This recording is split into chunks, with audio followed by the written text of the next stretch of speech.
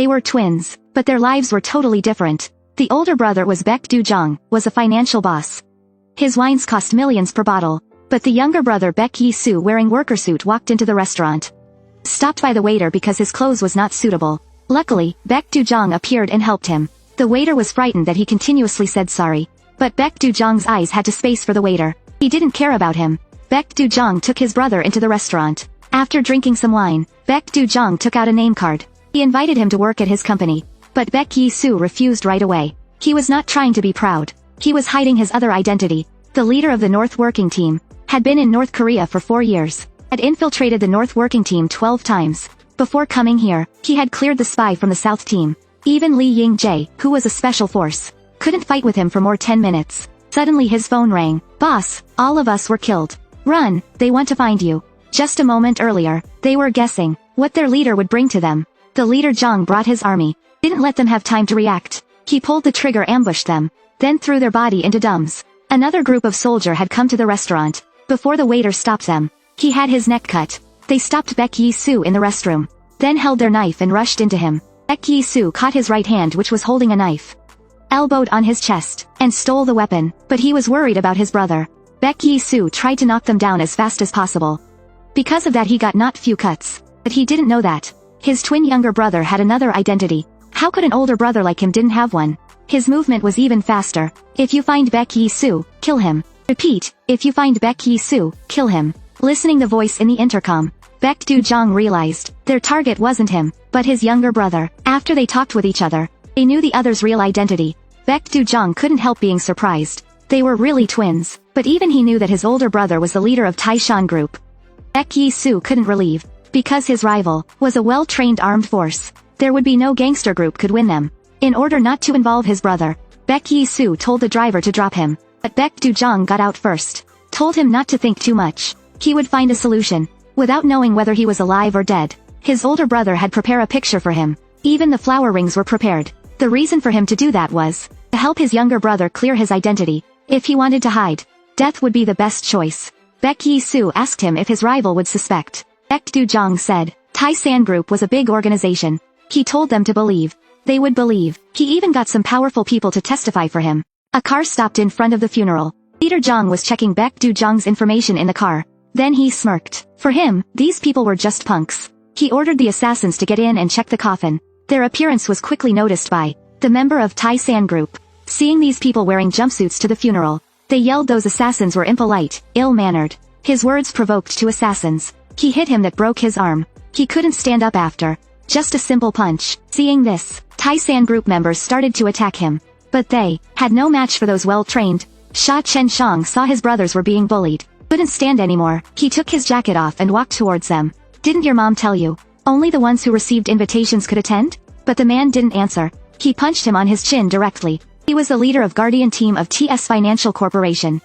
There's no way he would be injured by this brat. Sha Chen-shang squeezed his cheek with one hand, then squeezed his chin. Let him pay for what he had done.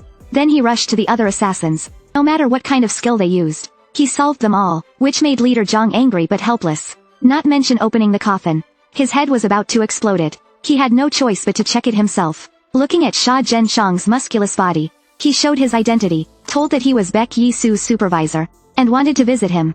Baek Do-jong nodded his head. Sha Chen-shang took him in. If he couldn't check the coffin, Leader Jong decided to ask Baek Do-jong to see what he knew.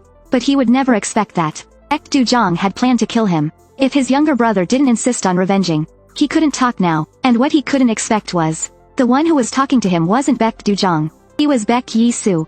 Baek Yi-soo was holding knife. Asked who killed his brother, but he said it was secret. He would investigate this. Baek Yi-soo got mad, punched him on his face. When he was questioning again, he put hind hand his jacket. A girl saw that, quickly blocked Baek Yi-soo. At the same time, Sha Chen-shang put his hand on the man's shoulder, which made him not dare to move. In order to protect his younger brother, the boss of the biggest gangster group made a plan to save his agent younger brother.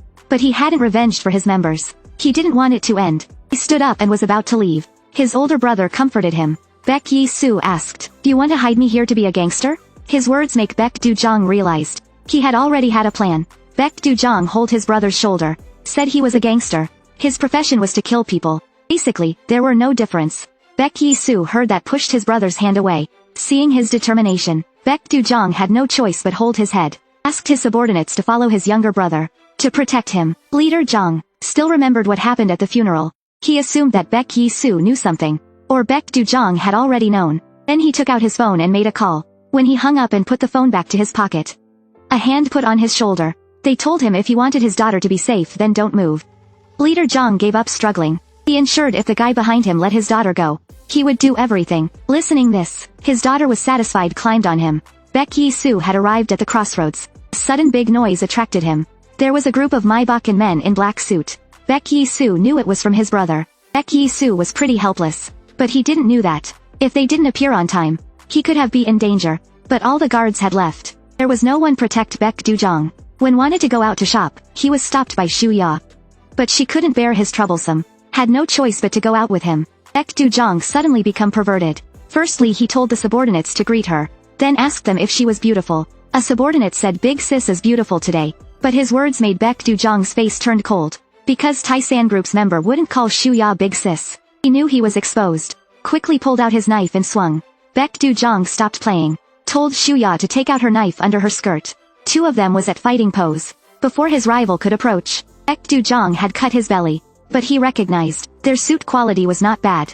Even being cut by knife. Only the suit was damaged. No himself. The fight was at tension. Shu Ya was hit by another that she fell. Baek Dujong quickly pushed the one next to him. When it was thousands of kilograms on a single hair, he used his body to protect Shu Ya, then pushed him out. He recognized that these people was trying to restrict him, so they aimed Shu Ya, which made him furious. When the elevator gate was opened, they had finished the battle. Baek Dujong asked his subordinates to clean the elevator, but he suddenly pulled out a knife and stabbed Baek Dujong's belly. Shu Ya was shocked, because she had met his person. He couldn't be Leader Jong's people. Baek Dujong seemed he figured it out. Squeezed his face. Under the skin, there was an evil face. He was a member of the hit assassin group, Tong Su Yuling. His subordinate told them to leave first. He would handle it, but Baek Dujong didn't hand him the weapon. He told him to bring Shu Ya go first, and told her not to open the door for strange people. Baek Dujong asked that person if he knew who killed his brother, but Yu Ling didn't believe him. On contrary, he asked where Baek Yi-soo was. At this time, Baek Yi-soo and Sha Zhenshang was walking on the street. Because they had recognized there was a follower. Seeing them walking to an alley, he quickly followed. Immediately a punch was coming to his face. Luckily, he could react and protected his handsome face. Baek Yi-soo asked him if Leader Jong ordered him to come. But he burst to laugh. He said he soon knew that Baek Yi-soo wouldn't die that simple. His familiar voice made Baek Yi-soo couldn't believe. The man was the one who called him. Li Shi-wen. Seeing that a member of the team was still alive, Baek Yi-soo cried. They couldn't have talked too much. That they realized, Sha Zhenshang's expression was weird. As if something bad happened. He used to be a national information agent. Had became a gang boss. There were countless subordinates under him. All the brilliance was due to his older brother. His brother Baek Dujong avoided him being killed by the assassin group. First of all, he cut off his favorite gray ponytail. Then he pretended to be his younger brother and fought with the assassin.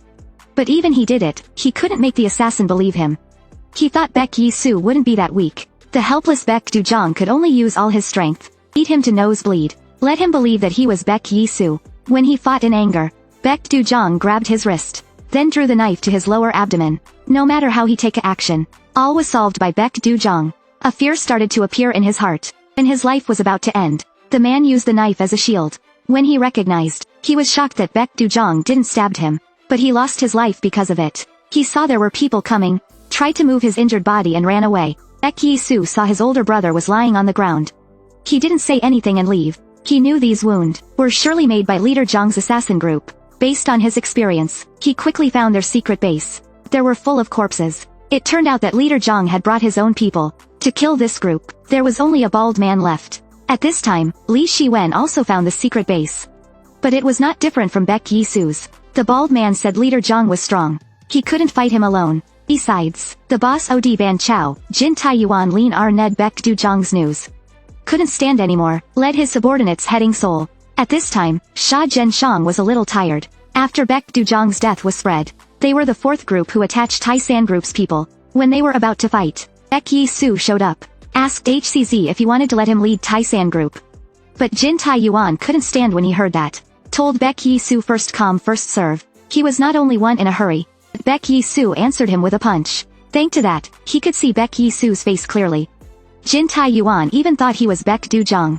Quickly ordered his subordinates to retreat. Sha Zhenshang told him, if he wanted to be the leader of Taisan Group, then he had to become Baek Du-jung.